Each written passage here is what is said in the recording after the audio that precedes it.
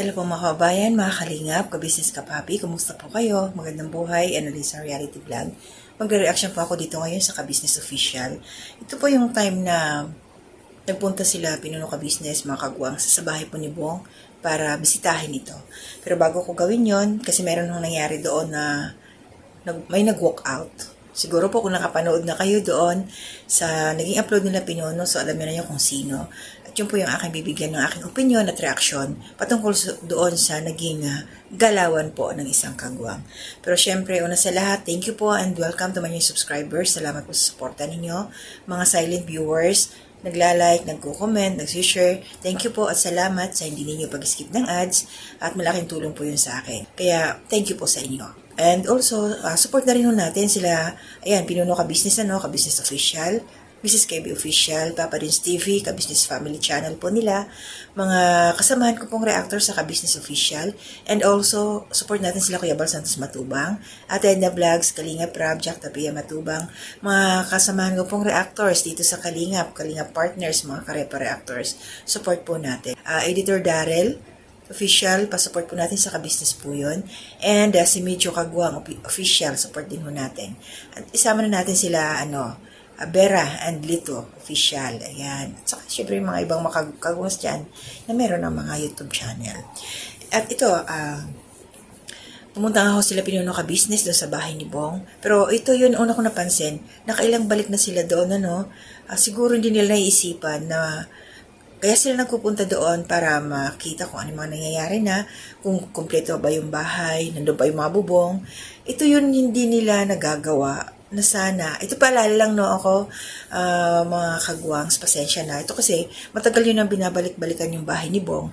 Andun sa likod, yung natuklap na yero, tinitingnan ni Bea Papaya, tinitingnan nila Intoy. Sana sa susunod na balik nyo, magdala na kayo ng pamako, martilyo, pako. Kasi baka mamaya sa sunod na balik niyo, wala na talaga yung tuklap na. Alam niyo naman nang tanggal na eh. So, pakuan na lang siya, di ba? Opinion ko lang to, bahala po kayo kung gagawin niyo, hindi. Marami ilang beses na silang pumupunta doon eh. Hindi nila pinapakuan. Pwede manghiram kila Ate Ninette ng pamako doon kung di sila nakakapagbitbit. Pero sana sa sunod na balik talaga mapakuan yun. So, ito na. Panoorin muna natin ang naging ang mga pangyayari dito. Kasi ito po yung bibigyan ko talaga ng reaction ngayon. So, ito po yun. Mama Kabisnes, pasa na kayo. Tagal nyo. Agoy. Uwi na kayo. Meron ako vlog. Tanong mo, Intoy, bakit may nag-message sa akin na kung natanggap daw ni Intoy ang pera.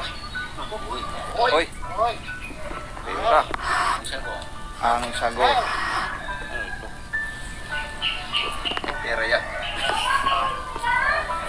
Hindi, na-message lang si ate. May nag-message daw sa kanya na tanong ko raw siya kung pinapatanong daw nung siguro sponsor kung may natanggap ka raw. Hindi ko alam, hindi ko pa nakausap si ate mo. But meron bang kumausap sa'yo? Hindi ko nga alam yan. Aminin. Kanyang message. Hindi, sa akin naman, tiwala naman ako sa'yo. Tsaka isa pa, wala naman masama kung ang halimbawa mayroong magpadala sa inyo. Okay naman sa akin yun at tsaka blessing yun eh. Okay mga kabisnes yun, lumabas na sila sa bahay ni Bong, doon sa side, sa gilid. Nag-ring, may notification, nagtumunog ang cellphone ni Pinuno Kabisnes, so binasa, chat kay Mrs. Kabisnes, so nagtatanong kung nasaan na sila, at pinauuwi na kasi magbablog nga, at isiningit doon na pakitanong kay Intoy kung na-receive na kung may na-receive na siyang pera. So yun po yung doon. So tinanong ni Pinuno Kabisnes kay Intoy, so nagtaka si Intoy, anong pera? Kagaling nga daw sa sponsor. So, ayun, maraming naging usapan sila doon. Parang, ang dating kasi sa akin, para sa akin, opinion ko, kasi si Intoy, kung na-receive niya, sinabi naman niya wala siya nare-receive, wala. Hindi niya alam. So, sino naman kaya ang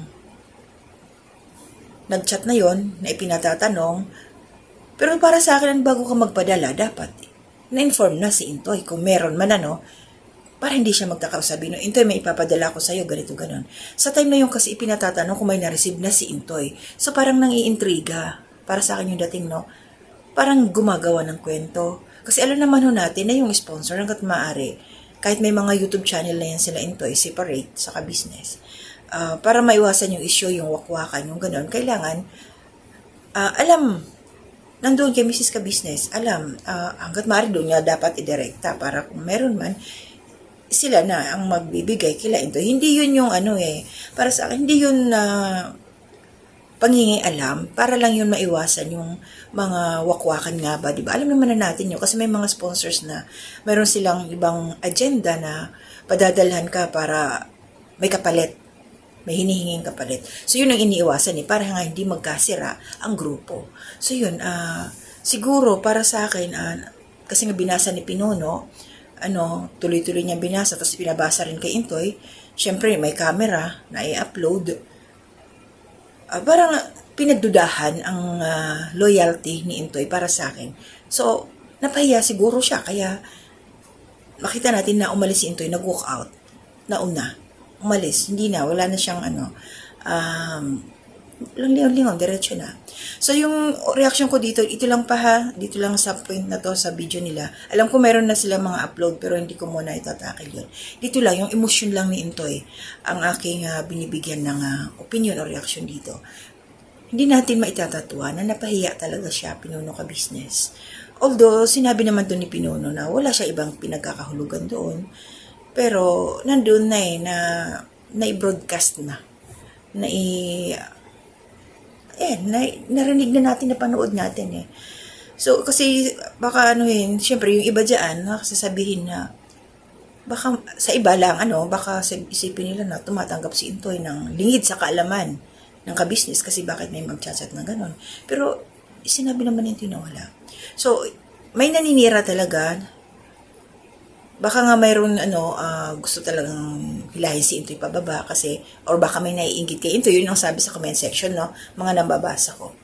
May naiinggit na gustong matanggal dyan, maalis si Intoy sa ka-business official. Pero ito yung masasabi ko sa iyo, Intoy. Kung binasa man yun ni Pinuno Ka-Business, syempre nagtataka din siya, nagtatanong. Nandun na tayo sa napahiya ka. Pero alam mo, Intoy, na mas kilala mo sila Pinuno Ka-Business dahil matagal ka na sa kanila. Noon pa. Yan. Mas kilala mo sila. So, huwag kang maging balat sibuyas. Yun.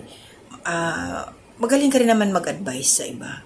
So, kung alam mo, batid, malinis ang iyong puso, na wala talagang ganon, huwag mong damdamin. Huwag mong damdamin. Yun lang yung sa akin. Di ba sabi mo nga, sabi sa ka-business family ba, walang balat sibuyas. So, wag ka sanang balat sibuyas sa ganun. Lang kasi ito siya, alam naman natin na may issue pa sila nung nakaraan, yung umalis, hindi nagpaalam, pero meron silang ginawa na inisikaso yung mga papers nila sa SSS, yung sa PhilHealth, mga ganun. Natapos na yon, kaya parang napagod si Intoy kasi may panibago na naman daw. May panibago na namang issue sa kanya. So, yun lang, pakatatag ka lang, Intoy. Alam, ganun talaga, sabi nga nila, pag hitik sa bunga, may maraming bumabato. So, yun. First time nag-walk out ni Intoy, nag-alala yun si Pinuno Ka-Business. So, yun lang yung sa akin. Maraming salamat, Gagawa pa ako ng isa pang mga reaksyon or hanggat sa kaya ko pa kasi bakante ho ako ngayon. Antay lang ako ng tawag. Shoutout po sa lahat ng mga taga Luzon, Visayas, Mindanao, mga taga Cebu. Shoutout po sa inyo. Ingat po kayo palagi. Magtatag-ulan na. Yes po, Nanay Solidad, always welcome po. Pag may time, may shoutout ko po kayo. Sila Ate Marilyn, ayan. Nicole Samiliano Ralph, musta po kayo? Walls Tradition, mga pinsan ko, mga kapatid, aking nanay, pamilya ko, mga anak at asawa. Mag-ingat kayo palagi. Basta kayo laging nariyan lahat po na nakasubaybay sa aking mga ginagawang reaction. Love lang po tayo. Hanggang dito na muna. To God be the glory.